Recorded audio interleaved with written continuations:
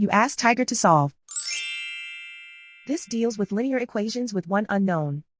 The final result is C equals 9875 over 2.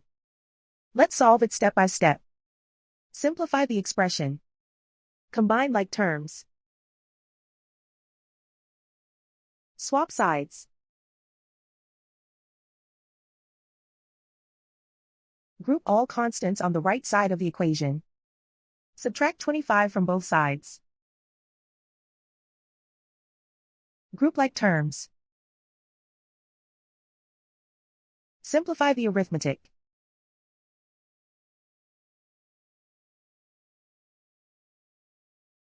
Isolate the C. Multiply both sides by inverse fraction 5 over 2. Group like terms. Multiply the coefficients. Simplify the fraction. Multiply the fractions. Simplify the arithmetic. And so the final result is C equals 9875 over 2.